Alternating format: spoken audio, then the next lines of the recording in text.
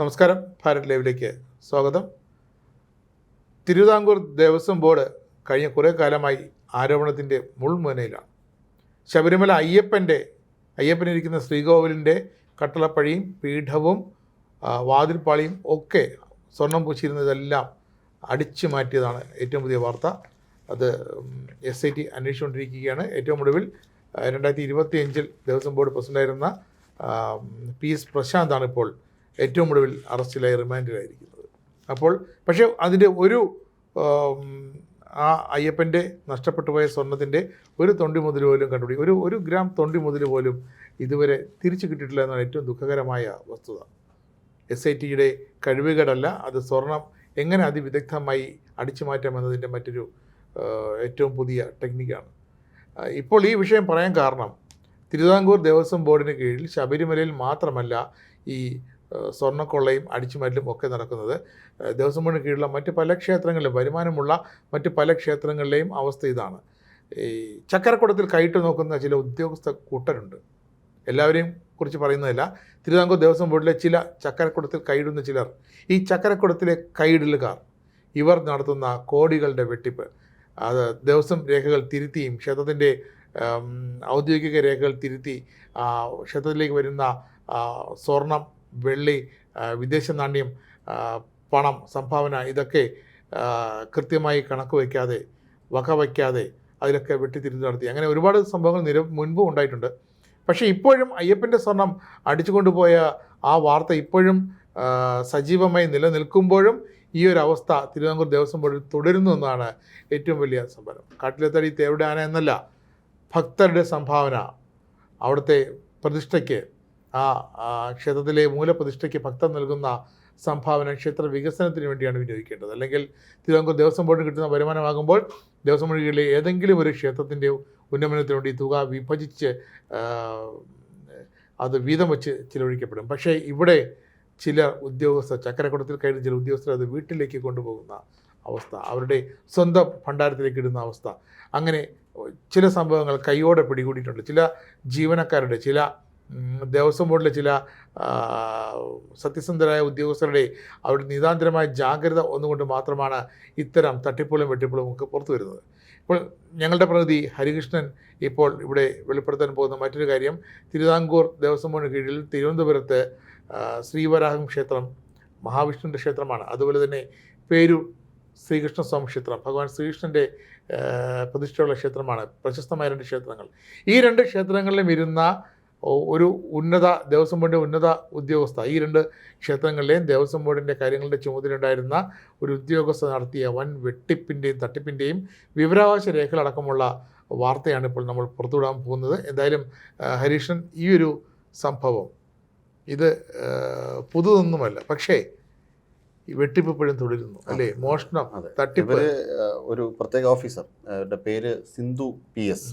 ഈ സിന്ധു PS എന്ന് പറയുന്ന officer sub group officer Devaswom ബോർഡിൻ്റെ ശ്രീവരാഹം ക്ഷേത്രത്തിലായിരുന്നു അവരാദ്യം ഉണ്ടായിരുന്നത്. 2025 കാലഘട്ടങ്ങളിൽ അവർ നടത്തിയത് വലിയ രീതിയിലുള്ള കഴിഞ്ഞ വർഷം, അതെ കഴിഞ്ഞ വർഷത്തിലടക്കം അവർ നടത്തിയത് വലിയ രീതിയിൽ, അതായത് നടവരവിലടക്കം കാണിക്കയിലടക്കം വലിയ രീതിയിലുള്ള വെട്ടിപ്പ് നടത്തി എന്നുള്ളതാണ് നമുക്കിതിൽ കാണുവാൻ പറ്റും. അവർ അതുമായി ബന്ധപ്പെട്ട രേഖകൾ നമ്മുടെ കയ്യിലുണ്ട്. അതായത് കാണിക്ക എണ്ണിയതിന് ശേഷം ഇവർക്ക് പബ്ലിഷ് ചെയ്യണമെന്നുണ്ട്. നമുക്ക് PRO മുഖേനയോ മറ്റെന്തെങ്കിലും മുഖേനയോ ഇത് പബ്ലിഷ് ചെയ്യണം. അതിന് പബ്ലിഷ് ചെയ്യാൻ വേണ്ടിയിട്ട് അവർക്ക് ദേവസ്വം ബോർഡിൽ തന്നെ PROയും മറ്റ് അനുബന്ധ ഉപാധികളും ഒക്കെ ഉണ്ട്. പക്ഷേ ഇവരാരും തന്നെ പബ്ലിഷ് ചെയ്യാറില്ല ഈ കാണിക്കയുമായിട്ട് ബന്ധപ്പെട്ട വിവരങ്ങൾ. ഒപ്പം വിദേശ നാണയം, വിദേശ കറൻസി, അതോടൊപ്പം തന്നെ സ്വർണം എന്തെങ്കിലും ഉണ്ടെങ്കിൽ അതിൻ്റെ ഒക്കെ ഡീറ്റെയിൽ ആയിട്ടുള്ള രേഖകൾ രജിസ്റ്ററിൽ രേഖപ്പെടുത്തണം. അതോടൊപ്പം തന്നെ PRO മുഖേന ഇത് പബ്ലിഷ് ചെയ്യണം എന്തൊക്കെയാണെന്നുള്ളത്. പക്ഷേ ഇതൊന്നും കണ്ടെത്തിയിട്ടില്ല, കിട്ടിയിട്ടില്ല. അതായത് നമ്മൾ കാണിക്ക വഞ്ചി എണ്ണുമ്പോഴത്തേക്ക് ഇതൊന്നും കിട്ടിയിട്ടില്ല എന്നുള്ള രീതിയിലായിരിക്കും അവർ പുറത്തേക്ക് അറിയിക്കുന്നത്. പക്ഷേ ഇതെല്ലാം തന്നെ ഉണ്ട് എന്നാണ് നമുക്ക് ദേവസ്വം ബോർഡിൽ വർക്ക് ചെയ്യുന്ന, ജോലി ചെയ്യുന്ന ആൾക്കാരിൽ നിന്ന് തന്നെ നമുക്ക് ലഭ്യമായ വിവരം. അതായത് അവർ തന്നെയാണ്, അത്തരം ഓഫീസേഴ്സ് തന്നെയാണ് ഇത്തരത്തിലുള്ളൊരു RTI ഫയൽ ചെയ്തിട്ടുള്ളതും അതുമായി ബന്ധപ്പെട്ട രേഖകൾ എടുത്തിട്ടുള്ളതും. പേരെടുത്ത് പറഞ്ഞിട്ടുണ്ട്. അതെ, പേരെടുത്ത് പറഞ്ഞിട്ടുണ്ട്. ഈ ഓഫീസറിൻ്റെ പേരെടുത്തും ഈ RTIയിലും പറഞ്ഞിട്ടുണ്ട്. ഇന്ന ഓഫീസർ തെറ്റുകാരിയാണ് എന്ന് തന്നെയാണ് റിപ്പോർട്ട്. ഇത് സംബന്ധിച്ച് ദേവസ്വം കമ്മീഷണർക്കടക്കം 2025 ഇതിന്റെ പരാതികൾ പോയിട്ടുണ്ട്. പക്ഷേ അതൊന്നും പരിഗണിച്ചിട്ടില്ല. വിജിലൻസ് റിപ്പോർട്ടുണ്ട് അവരുടെ പേരിൽ. വിജിലൻസ് റിപ്പോർട്ടുണ്ട്. ആ വിജിലൻസ് റിപ്പോർട്ടിനെ അട്ടിമറിച്ചുകൊണ്ടാണ് ഇവർക്ക് കൊട്ടാരക്കരയിലേക്ക് പ്രൊമോഷനോടുകൂടി ഇവർക്ക് ട്രാൻസ്ഫർ ലഭിക്കുന്നത്. അതിനുശേഷം വീണ്ടും തിരിച്ച് പേരൂർ ദേവസ്വം, നമ്മുടെ പേരൂർക്കട ശ്രീകൃഷ്ണസ്വാമി ക്ഷേത്രത്തിലേക്ക് വന്നു. മേജർ ക്ഷേത്രമാണ്. ക്ഷേത്രത്തിലേക്ക് ഇവർ പിന്നീട് ട്രാൻസ്ഫർ കിട്ടി വന്നു. അതും ഇത് അവർക്ക് ഒരു പ്രൊമോഷനോട് കൂടിയാണ് ക്ഷേത്രത്തിലേക്ക് വന്നത്. കാരണം ഓരോ ക്ഷേത്രത്തിനും ഓരോ ഗ്രേഡാണ്. ഇപ്പോൾ LD ഗ്രേഡുള്ള ക്ഷേത്രമുണ്ട്, UD ഗ്രേഡുള്ള ക്ഷേത്രമുണ്ട്, AO ഗ്രേഡുള്ള ക്ഷേത്രമുണ്ട്, എക്സിക്യൂട്ടീവ് ഓഫീസർ ശബരിമല. അപ്പോൾ അങ്ങനെയാണ് ക്ഷേത്രങ്ങളുടെ തസ്തികകൾ പോകുന്നത്. അപ്പം ഓരോ ക്ഷേത്രത്തിലേക്ക് വരുമ്പോൾ പ്രൊമോഷൻ അനുസരിച്ച് ഇത്തരം ഓഫീസേഴ്സിൻ്റെ ഏറ്റവും വലിയ പ്രത്യേകത എന്ന് പറഞ്ഞാൽ ഇവരൊന്നും ക്ഷേത്രങ്ങളല്ലാതെ മറ്റ് ഓഫീസിലേക്ക് അവർ മാറില്ല. കാരണം ക്ഷേത്രങ്ങളിൽ ഇരുന്ന് കഴിഞ്ഞാൽ ഫയലോ വരുമാനമുണ്ട്, അവർക്ക് നടവരവുണ്ട്. അതെ, അവർക്ക് നടവരവുണ്ട്. വലിയ വലിയ വെട്ടിപ്പാണ് നടത്തിയിട്ടുള്ളത്. ഇതിനകത്തൊരു ഡീറ്റെയിൽ നമ്മൾ നോക്കുമ്പോഴത്തേക്കും ഈ കാണിക്ക എണ്ണിയതിൻ്റേത് ഓരോ പേപ്പറിലും വെട്ടിത്തിരുത്താണ്. ആദ്യം ഒരു എണ്ണം എഴുതും, ആ എണ്ണത്തിന് വെട്ടി അടുത്ത നമ്പർ എഴുതും, അവർക്ക് ഇഷ്ടമുള്ള കുറച്ച് എഴുതും. 6 ലക്ഷം വന്നത് പിന്നെ അത് അവർ 3 ലക്ഷത്തി ചിലവാനമായിട്ട് എഴുതും. എന്നിട്ട് അവർ തന്നെ ഒപ്പിട്ട് ഇങ്ങനെ ഒരു വെട്ടിത്തിരുത്ത് വന്നു കഴിഞ്ഞ് കഴിഞ്ഞാൽ ദേവസ്വം കമ്മീഷണറുടെ ഉത്തരവോടുകൂടി മാത്രമേ ഇത്തരത്തിലുള്ള വെട്ടിത്തിരുത്ത് നടത്താൻ പറ്റുള്ളൂ. ആ അനുമതിയോടുകൂടി വളരെ കൃത്യമായ ഡോക്യുമെൻ്റൽ എവിഡൻസ് അവിടെ വേണം. പക്ഷെ അതൊന്നുമില്ലാതെ ഇവരെ സ്വന്തം ഇഷ്ടത്തിന്, ഈ സിന്ധു PS എന്ന ഈ വനിതയുടെ സ്വന്തം ഇഷ്ടത്തിനാണ് ഇത്തരത്തിലുള്ളൊരു കാര്യം ചെയ്തത്. ഇവർ രാഷ്ട്രീയമായി വലിയ സ്വാധീനമുള്ളതാണ്. തിരുവിതാംകൂർ ദേവസ്വം എംപ്ലോയീസ് ഫ്രണ്ട്, കോൺഗ്രസിൻ്റെ സംഘടനയാണ്. ഈ എംപ്ലോയീസ് ഫ്രണ്ടിൻ്റെ തിരുവനന്തപുരത്തെ ട്രഷററാണ് നിലവിൽ ഇവർ എന്നാണ് പറയുന്നത്. ഇവർ നിലവിലെ ട്രഷറും സംസ്ഥാന കമ്മിറ്റി അംഗമാണ്. അപ്പോൾ ഇവർക്ക് വളരെ ഉന്നത സ്വാധീനമുള്ള ചില വ്യക്തികൾ ഇവരെ സഹായിക്കുന്നതിലൂടെയാണ് ഇവർക്ക് ഈ സീനിയർ പോസ്റ്റിലേക്കുള്ള പ്രൊമോഷൻ കിട്ടുകയും തിരിച്ചു വരാനും ഒക്കെ കഴിയുന്നത് എന്നുള്ളതാണ് നമുക്ക് ലഭ്യമാകുന്ന വിവരം. ഇതിനകത്ത് വളരെ ഡീറ്റെയിൽ ആയിട്ട് അവരുടെ ഓരോ നീക്കങ്ങളെക്കുറിച്ചും ദേവസ്വം ബോർഡിൽ നിന്ന് തന്നെ ഈ RTA ഫയലിൽ നമുക്ക് ലഭ്യമാകുന്ന വിവരങ്ങൾ മനസ്സിലാകുന്നു. വളരെ ഗുരുതരമായ ക്രമക്കേട് ഇവർ ഇരിക്കുന്ന കാലത്ത് നടവരവിൽ തന്നെ വലിയ കുറവുണ്ടായിട്ടുണ്ട് എന്നതാണ് അവിടെ നിന്ന് നമുക്ക് ലഭ്യമാകുന്ന വിവരം. അതായത് ഇവരിയ്ക്കുമ്പോഴത്തേക്കും ഈ കാണിക്കയിലൊക്കെ തന്നെ വലിയ കുറവുണ്ടായിരുന്നു. ഇവർ പോയതിനു ശേഷം കാണിക്കയുടെ വർധനവുണ്ടായി എന്നതാണ്. ഇതേ ഒരു ടൈം ഞാനിപ്പോൾ ഈയിടയ്ക്ക് കേട്ടു. അതായത് അയോധ്യയിൽ അവിടുത്തെ സംഭാവന വരുമാനം നടവരവ് വെട്ടിച്ച ഒരു സംഘത്തെ പോലീസ് അറസ്റ്റ് ചെയ്ത് മാറ്റി നിർത്തിയല്ലോ. അതിനുശേഷം അയോധ്യയിലെ പ്രതിദിന വരുമാനം കൂടി എന്നാണ് പറയുന്നത്. ICT കണ്ടെത്തലാണ്. ഈ ചക്രക്കൂടത്തിൽ കൈയിട്ടാൽ അവരിനി എത്ര തന്നെ വലിയ ആൾക്കാരാണെന്നുണ്ടെങ്കിലും, ഏത് സംഘടനയുമായി അനുഭവമുള്ള ആൾക്കാരാണെങ്കിലും, ഒരിക്കൽ പിടിവീഴും, വലിയ നേതാക്കന്മാരാണെങ്കിലും ഒരിക്കൽ പിടിവീഴും. ചില ആൾക്കാരത് ചെയ്യും എന്നുള്ളതാണ്. ഇത്തരത്തിൽ വളരെ ക്രൂരമായി ദേവൻ്റെ ഈ ഇത്തരം സ്വത്തുവകകൾ അനധികൃതമായിട്ടാണ് അതായത് അവിടുത്തെ ഭക്തന്മാരെ വഞ്ചിക്കുകയാണ്. വഞ്ചന പലതരത്തിലാണ്. ഇപ്പോൾ നമ്മൾ ഈ നാരങ്ങമാലയൊക്കെ ഇടുമ്പോഴത്തേക്കും ഈ ഇടുന്ന നാരങ്ങമാല തന്നെ വീണ്ടും മാറ്റി ആവർത്തിച്ച് ഇത് കറങ്ങി തിരിച്ച് വീണ്ടും എത്തുക. അത്തരത്തിലുള്ള വലിയ ഹോബികൾ ഇവരുടെ ഭാഗത്തുണ്ട്. അപ്പം ഇതിനുള്ള ടെൻഡർ എടുക്കുന്നത് തന്നെ വളരെ വലിയ ഈ മാഫിയ ടീമുകളാണ് എടുക്കുന്നത്. വലിയ ഗുണ്ടാ ടീമുകളാണ് ഇതിൻ്റെ ടെൻഡറുകൾ എടുക്കുന്നതെന്നാണ് പറയുന്നത്. അത്ര വലിയ സ്വാധീനം ഉണ്ടെങ്കിൽ ടെൻഡറുകൾ തന്നെ കിട്ടുള്ളൂ. അങ്ങനെ സർക്കാർ സ്വാധീനവും ഉന്നതങ്ങളുടെ സ്വാധീനവും വെച്ച് അവരവിടെ നടത്തുന്ന ക്രമക്കേടുകളുടെ നമ്മൾ അന്തമിട്ട് പോകും. അതായത് ശബരിമലയുടെ സ്വർണ്ണക്കൊള്ള നമ്മൾ കണ്ടു. ഈ ആമുഖത്തിൽ നമ്മൾ രാജേഷ് ജി സൂചിപ്പിച്ചതുപോലെ ശബരിമലയുടെ സ്വർണ്ണക്കൊള്ള കണ്ടു. പക്ഷെ അതിലും ഇത്രയും ഇരട്ടിക്കൊള്ളയാണ് അവർ നടത്തുന്നത്. ഒരു മാസം കണക്ക് കൂട്ടി നോക്കുമ്പോൾ 1250 ഗ്രാം, അതായത് 1 കിലോ 250 ഗ്രാം, 1.25 കിലോ ആണ് സ്വർണത്തിൻ്റെ ഇനത്തിൽ ഇവർ വെട്ടിപ്പ് നടത്തുന്നതെന്നാണ്. ഈ വടക്കൻ പറവൂർ മുതൽ പാറശാല വരെയുള്ള ക്ഷേത്രങ്ങൾ ഇതുമായി ബന്ധപ്പെട്ട ഒരു രേഖകളും പബ്ലിഷ് ചെയ്യാറില്ല. ഇത് നേരെ പോകുന്നത് ഈ സബ് ഗ്രൂപ്പ് ഓഫീസറുടെ മറ്റ് ഇയാൾ പങ്കിട്ടെടുക്കുന്ന ആൾക്കാരുടെയും കൈകളിലേക്കാണെന്നുള്ളതാണ്. അപ്പോൾ ഇങ്ങനെ ഈ വലിയ രീതിയിലുള്ള കൊള്ളയാണ് നടത്തുന്നത്. അതുപോലെ തന്നെ വിദേശ കറൻസിയുടെയും വിദേശ നാണയത്തിൻ്റെയും കാര്യത്തിലാണെങ്കിലും ഈ എണ്ണമൊന്നും ഇവർ കൊടുക്കുന്നില്ല എന്നുള്ളതാണ്. അത് മാത്രമല്ല, മറ്റൊരു കാര്യം, ഈ ഉപദേശക സമിതി ഇപ്പോൾ ഒരു ആന എഴുന്നള്ളത്ത് വയ്ക്കുന്നു. ഒരു ആന എഴുന്നള്ളത്തിന് 10 ദിവസത്തേക്ക് ഏകദേശം ഒരു 1.5 ലക്ഷം രൂപ എന്തോ ആണ് ദേവസ്വം ബോർഡിൽ നിന്ന് അനുവദിക്കുന്നത്. പക്ഷേ ഒരു ആനയ്ക്ക് 25,000 മുതൽ 40,000 വരെ ആകും. ഇതിൻ്റെ കണക്ക് ഈ വെട്ടിപ്പിൽ നിന്നാണ് ഇവർ പരസ്പരം അഡ്ജസ്റ്റ് ചെയ്യുന്നത്. ഉപദേശക സമിതിയുടെ വെട്ടിപ്പ് വേറെയാണ്. അതായത് ഇവരുടെ ഉപദേശക സമിതി അച്ചടിച്ച് കൊണ്ടുവരുന്ന റെസിപ്റ്റ് ഉണ്ടല്ലോ, ആ റെസിപ്റ്റിൽ ദേവസ്വം ബോർഡ് സീൽ ചെയ്ത് കൊടുക്കുകയാണ് ചെയ്യുന്നത്. ഇവർ ഈ എടുക്കുന്ന തുക, ഈ പിരിച്ചു കൊണ്ടുവരുന്ന തുക ഒന്നും തന്നെ വളരെ ചെറിയ തുക മാത്രമാണ് ബാങ്കിൽ, അതായത് കോടതി നിർദ്ദേശപ്രകാരം ബാങ്കിൽ ഇട്ടതിന് ശേഷം മാത്രമാണ് അതിൽ നിന്ന് എടുക്കാനുള്ളത്. പക്ഷേ ബാങ്കിൽ ഇടുന്ന വളരെ തുച്ഛമായ തുക ഇടുള്ളൂ എന്നുള്ളതാണ്. അങ്ങനെ വലിയ എന്ന് പറഞ്ഞു കഴിഞ്ഞാൽ ദേവൻ അവിടെ ഇരിക്കുന്നത് എന്തോ ഭാഗ്യത്തിനാണ് ദേവൻ ഇരിക്കുന്നത്. ഇനി ഈ സ്ത്രീ തന്നെ, ഈ PS സിന്ധു എന്ന് പറയുന്ന സ്ത്രീ തന്നെ പേരൂർ ദേവസ്വത്തിലേക്ക് പോയതിനു ശേഷം പേരൂർക്കട ശ്രീകൃഷ്ണ സ്വാമി ക്ഷേത്രത്തിൽ നിന്ന് ഭഗവാന്റെ ഓടക്കുഴൽ, ഭഗവാന്റെ തിരുവാഭരണം അവിടെ നിന്ന് ഈ സ്ട്രോങ് റൂമിൽ നിന്ന് എടുത്തതിന് ശേഷം ഒരു തവണ ഏകദേശം 1 വർഷം എന്തോ വളരെ വലിയ ഗ്യാപ്പ് ഇവർ കൈവശം വെച്ചേക്കുകയാണ്. തിരുവാഭരണം ഭഗവാന്റെ തിരുവാഭരണത്തിൻ്റെ ഭാഗമായിട്ടുള്ള ഈ കാര്യങ്ങൾ കൈവശം വെച്ചൊക്കെയാണ്. കൈവശം വെച്ചതിന് ശേഷം വളരെ നീണ്ട കാലയളവ് കൈവശം വെച്ചതിന് ശേഷമാണ് പിന്നീട് തിരിച്ച് ക്ഷേത്രത്തിൽ ഏൽപ്പിക്കുന്നത്. അപ്പോൾ ഇത്രയും നാളും, അതായത് ഒരു തവണ സ്ട്രോങ് റൂം തുറന്ന് ഇത് എടുത്തു കഴിഞ്ഞ് കഴിഞ്ഞാൽ അടുത്ത നട തുറക്കുന്നതുമായി ബന്ധപ്പെട്ട് അവിടെ ഏൽപ്പിക്കുകയും പിന്നീട് അത് തിരിച്ച് സ്ട്രോങ് റൂമിൽ എത്തിക്കുകയും വേണം. വളരെ കൃത്യമായ നിബന്ധനയുണ്ട്. പക്ഷേ ഇവരത് ചെയ്തിട്ടില്ല. അപ്പോൾ ഇതൊന്ന് ആലോചിച്ച് നോക്കൂ. നമുക്കതിൻ്റെ വിലമതിക്കാനാകാത്ത സ്വത്താണ്. അതായത് അതിൻ്റെ മുഖവിലയല്ല നമ്മളവിടെ എടുക്കുന്നത്, അല്ലേ? നമ്മൾ സ്വർണത്തിൻ്റെ ശരിയായിട്ടുള്ള പവനല്ല, ദേവന് ചാർത്തി കഴിഞ്ഞ് കഴിഞ്ഞാൽ അതിൻ്റെ വില മതിക്കാൻ പറ്റാത്ത രീതിയിലാണ്. അതാണ് ഈ കട്ടളപ്പാളിക്കൊക്കെ ഇത്രയും അധികം വലിയ ഡിമാൻഡ്. അപ്പം ഭഗവാന്റെ ഇതാണ്, എന്താ, ഈശ്വരീയമായ ചൈതന്യമുള്ള സംഭവങ്ങളാണ് ഇതൊക്കെ, അത്തരത്തിലുള്ള വസ്തുവകകളാണ്. അപ്പോൾ അത് ഇവർ പണയം വയ്ക്കാം, ഇവർക്ക് വേണമെങ്കിൽ മറ്റാൾക്കാർക്ക് എക്സിബിറ്റ് ചെയ്യാൻ വേണ്ടിയിട്ട് കൊടുക്കാം, ഈ രീതിയിലുള്ളവർക്ക് ധനസമ്പാദനം നടത്താം. പിന്നെ അത് മാത്രമല്ല, മറ്റൊരു വെട്ടിപ്പ് എന്ന് പറഞ്ഞാൽ, ഇപ്പോൾ നമ്മുടെ ശ്രീകണ്ഠേശ്വരം ക്ഷേത്രത്തിലൊക്കെ ഓരോ ദിവസത്തെ റവന്യൂ പിറ്റേ ദിവസം കൊണ്ട് അടയ്ക്കണം. പക്ഷെ ഇവർക്ക് അടയ്ക്കണ്ട, ഇവരുടെ കൈവശം വയ്ക്കുക ഈ റവന്യൂ ഇത്ര സമയം 10 ദേവസ്വം വിജിലൻസും ഒക്കെ ഉള്ളത്. ദേവസ്വം വിജിലൻസ് ഇതിലും വലിയ വെട്ടിപ്പുകാരെന്നാണ് പറയുന്നത്. അതായത് ഇവിടെ ഇരുന്ന് വെട്ടിപ്പ് നടത്തിയ ടീമുകളാണ് പിന്നീട് ദേവസ്വം വിജിലൻസിലേക്ക് കയറുന്നതെന്നാണ് ഈ ജീവനക്കാർ തന്നെ ആരോപിക്കുന്നത്. അങ്ങനെ 1-2 പേരുകളും പറയുന്നുണ്ട്. അങ്ങനെ പേര് നമുക്ക് അതിൻ്റെ വ്യക്തമായ പ്രൂഫ് അദ്ദേഹം തരാത്തത് കൊണ്ട് അതിനിപ്പോൾ തന്ന മുറയ്ക്ക് അതും അവതരിപ്പിക്കാവുന്നതാണ്. അപ്പം അങ്ങനെ അദ്ദേഹത്തിന് കൃത്യമായ ഒരു അറിവിൽ നിന്നാണ് അദ്ദേഹം പറയുന്നത്. പക്ഷെ നമുക്കത് കൊടുത്ത കക്ഷി ദേവസ്വം ബോർഡിലെ സ്റ്റാഫാണ്.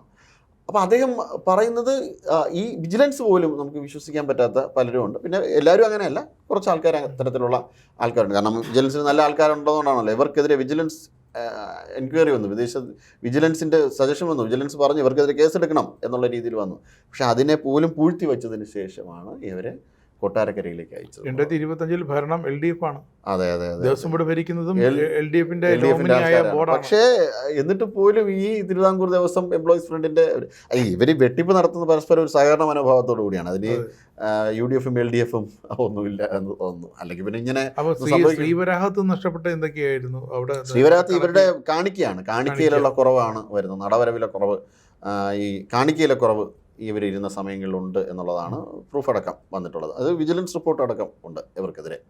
അപ്പോൾ ഈ കക്ഷി ഇപ്പോഴും വളരെ പ്രാമാണിത്വത്തോടു കൂടി ഇത്തരം ക്ഷേത്രങ്ങളിൽ, ഇപ്പോൾ പേരൂർ ദേവസ്വമായി ബന്ധപ്പെട്ട ക്ഷേത്രങ്ങളിലോ മറ്റു ക്ഷേത്രങ്ങളിലോ ഒക്കെ ഇരിക്കുകയാണ്. ഇവർക്ക് അത്തരം സ്വാധീനം ഉപയോഗിച്ചുകൊണ്ട് വീണ്ടും വീണ്ടും ഉയർന്ന തസ്തികകളിലേക്ക് കയറി പറ്റാനുള്ള എല്ലാ ശ്രമങ്ങളും അവർ നടത്തുന്നുണ്ട്.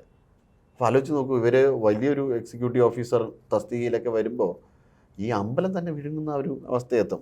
ഇപ്പോൾ ഈ ദേവസ്വം മെമ്പർമാരോ അല്ലെങ്കിൽ ദേവസ്വം പ്രസിഡന്റോ ഒന്നും അല്ല, അതിലപ്പുറം വലിയ ഉദ്യോഗസ്ഥ തലത്തിൽ അഴിമതി നടക്കുന്നുണ്ട്. അവർക്ക് രാഷ്ട്രീയമായി ബന്ധമുണ്ട്. പക്ഷേ അവർ, അതായത് 2018 മുതൽ ശബരിമലയിലെ സ്വർണ്ണക്കൊള്ളയ്ക്ക് തുടക്കമിട്ടു എന്നാണ് ഇപ്പോൾ പറയുന്നത്. SITയുടെ കണ്ടെത്തൽ. അതിന് മുമ്പ് തന്നെ ഈ വെട്ടിപ്പൊക്കെ ഉണ്ട്. പക്ഷേ ഇപ്പോഴും 2025 ഈ വാർത്തയൊക്കെ പുറത്ത് വരുമ്പോഴും 2025 ഇതൊക്കെ ഈ പറഞ്ഞ 2 ക്ഷേത്രങ്ങളിലെങ്കിലും വെട്ടിപ്പ് കൃത്യമായി തുടരുന്നു. 2 ക്ഷേത്രങ്ങളിലല്ല, വളരെ വ്യാപകമായ വെട്ടിപ്പാണ്. ഇപ്പോൾ എൻ്റെ ചില സുഹൃത്തുക്കൾ ദേവസ്വം ബോർഡിലെ ജോലിക്കാരായിട്ടുണ്ട്. അവർ പറയുന്നത് ഈ ആനയുടെ ചങ്ങല എടുക്കാൻ പോകുന്നതിന് ഇപ്പം നമ്മൾ ഈ അതിൻ്റെ ചിലവ് തന്നെ ഏകദേശം 10,000, 25,000, 30,000 ഒക്കെയാണ് എഴുതിയെടുക്കുന്നത്. ഫ്ലൈറ്റിൽ പോകാൻ പോലും അത്രയും പൈസ ആവില്ല. അതായത് വളരെ ഭീമമായ തുകയാണ്. ഞാൻ ഈ ഒരു റഫ് കണക്ക് പറഞ്ഞാണ്, ഇതിലും കൂടുതലാണ് എഴുതിയെടുക്കുന്ന കണക്ക്. വളരെ ചെറിയ ആവശ്യങ്ങൾക്ക് പോലും എഴുതിയെടുക്കുന്ന തുക അതിൻ്റെ എത്രയോ ഇരട്ടി തുകയാണ് ഇവർ എഴുതിയെടുക്കുന്നത്. ഇവർ പങ്കിട്ടെടുക്കുകയാണ്. അതായത് ക്ഷേത്രക്കൊള്ള എന്ന് പറയുന്നത് വളരെ സജീവമായി മുഹമ്മദ് ഗോറിയോ ഖിൽജിയോ ഒക്കെ നടത്തിയതിനേക്കാൾ വലിയ കൊള്ളയാണ് ഇതിനകത്തേക്ക് നടക്കുന്നത്. അവർ കുതിരപ്പുറത്ത് വന്ന് തട്ടിക്കൊണ്ടുപോകും. അതെ, ഇവർ കാറിൽ വന്ന് ഇറങ്ങി ഓഫീസ് കസേരയിൽ വന്നിരുന്ന് തട്ടിയെടുക്കുന്നു എന്നുള്ളത് മാത്രം. ദേവന്റെ തിരുവാഭരണവും ദേവനെയും അവിടെ ഇരിക്കുന്നത് എന്തോ മഹാഭാഗ്യമെന്നല്ലാതെ മറ്റൊന്നും പറയാനില്ല ഈ കാരണത്തിൽ. ഇത് ഒരൊറ്റ സംഭവമല്ല. നമ്മളിങ്ങനെ ഇനി വീണ്ടും ഈ ചെയിൻ, ഇവരുടെ ഈ രീതിയിലുള്ള അഴിമതി നമ്മൾ പുറത്തു കൊണ്ടുവരും, മുഴുവനായിട്ട് പുറത്തുണ്ട്. അദ്ദേഹം ഉറപ്പ് നൽകിയിട്ടുണ്ട്, നമ്മൾ ഇതുമായി ബന്ധപ്പെട്ട് അദ്ദേഹം സഹകരിച്ചു കഴിഞ്ഞാൽ പൂർണ്ണമായും ഈ അഴിമതി കഥകൾ പുറത്തു വരണം. അതോടൊപ്പം തന്നെ ക്ഷേത്ര സ്വത്തുകൾ വളരെയധികം നഷ്ടപ്പെട്ടിട്ടുണ്ട്, ഒരുപാട് ക്ഷേത്ര സ്വത്തുക്കൾ നഷ്ടപ്പെട്ടിട്ടുണ്ട്. എന്തിൻ്റെ പേരിലാണ് ഇവരെന്തിനു വേണ്ടിയിട്ടാണ് ഈ ദിവസം പോകണമെന്ന് പറഞ്ഞുകൊണ്ട് ഇരിക്കുന്നത് എന്നുള്ളതാണ്. കോടാനുകോടിയുള്ള ക്ഷേത്ര സ്വത്തുക്കൾ, അതോടൊപ്പം തന്നെ ക്ഷേത്രത്തിൻ്റെ വരുമാനം, ഇതൊക്കെ സംരക്ഷിക്കേണ്ടത്. മറ്റ് ദേവസ്വം കമ്മീഷണർക്ക് 2021 പരാതി കൊടുത്തിരിക്കുന്നു, പക്ഷേ അതിൽ ആരും നടപടി ഉണ്ടായിട്ടില്ല. പരാതികൾ വളരെ വ്യാപകമായിട്ട് ഇവർക്കെതിരെ കൊടുത്തിട്ടുണ്ട്. അതിൻ്റെ തുടർന്നാണല്ലോ വിജിലൻസ് എൻക്വയറി റിപ്പോർട്ട് തന്നെ വന്നിട്ടുണ്ടായിരുന്നത്. ആ വിജിലൻസ് എൻക്വയറി റിപ്പോർട്ടിന്മേൽ നടപടി സ്വീകരിക്കുന്നില്ല എന്നുള്ളതാണ്. അതാണ് കാര്യം.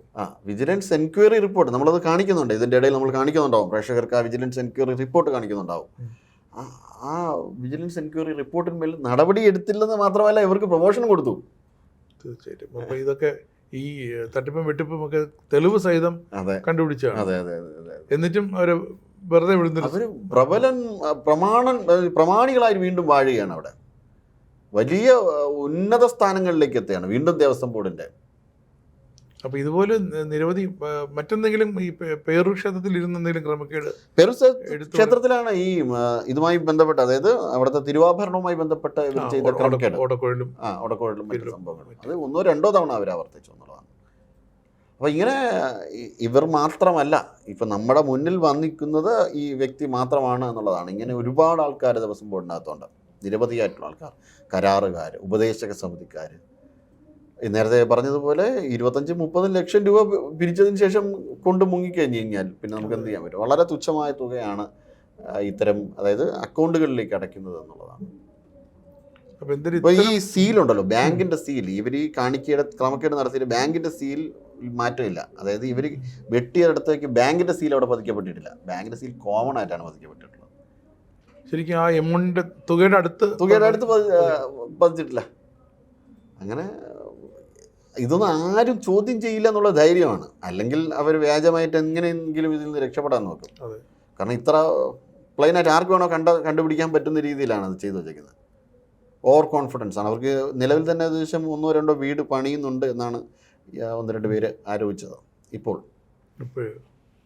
വലിയ രീതിയിൽ പൈസ അടിച്ചു മാറ്റി കൊണ്ടുപോകും. ശരിക്കും ഇങ്ങനെയുള്ളവരൊക്കെ ഈ പിന്തുണയ്ക്കാൻ ആരെങ്കിലും ഒക്കെ കാണും. ഒരുപാട് പേര് സംസ്ഥാന സർക്കാരിൻ്റെ വിവിധ വകുപ്പുകളിലും ഇത്തരം അഴിമതിയിലൊക്കെ നടന്നു വരുന്നുണ്ട്. പക്ഷേ ഈ ഭക്തർ നൽകുന്ന കാണിക്കപ്പണം എടുത്ത് അടിച്ചു മാറ്റുന്ന രീതി അത് അനുവദിക്കാൻ പറ്റില്ല, ഒരിക്കലും അനുവദിക്കാൻ പറ്റില്ല. ഭക്തരുടെ കണ്ണീരല്ലേ, ഭക്തൻ ഈ ഈശ്വരന് അർപ്പിക്കുന്ന കണ്ണീരാണ് അവർക്ക് കാര്യസാധ്യത്തിൻ്റെ ഭാഗമായിട്ടോ അവർക്ക് എന്തെങ്കിലും മനമുസ് ഉരുകിയാണ് ആ കാണിക്കകൾ അവിടെ അർപ്പിക്കുന്നത്. അവൻ്റെ മനസ്സാണത്.